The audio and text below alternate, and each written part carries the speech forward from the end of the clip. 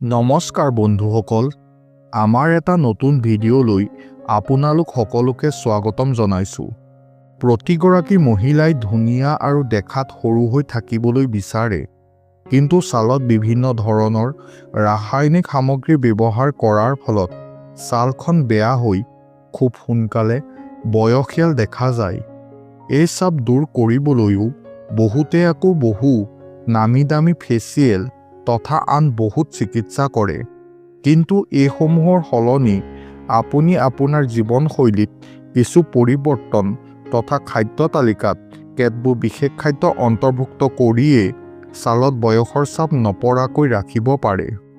কি খাদ্য গ্ৰহণ কৰি আপুনি আপোনাৰ ছালখন সতেজ তথা কম বয়সীয়া কৰি ৰাখিব পাৰে, আজি জানো আহক।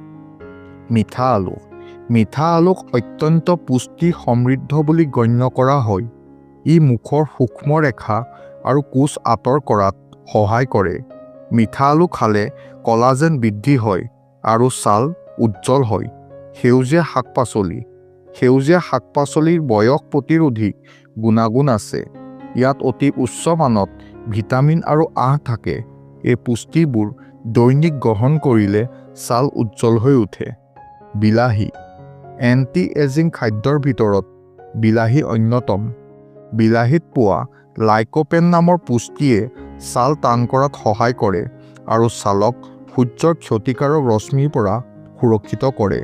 বিলাহীতো ভিটামিন চি পোৱা যায়, যিয়ে ছালত কলাজেন নিৰ্মাণত সহায় কৰে।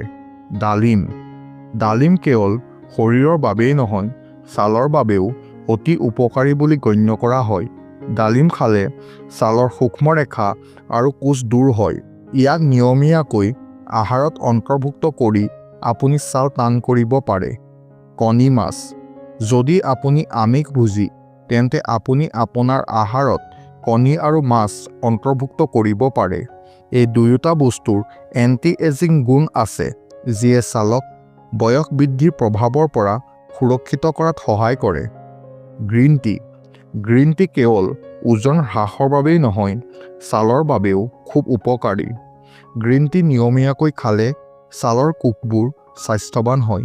ইয়াৰ বাহিৰেও ই ছালৰ উজ্জ্বলতা আৰু আৰ্দ্ৰতা দুয়োটা বজাই ৰখাত যথেষ্ট পৰিমাণে সহায় কৰে।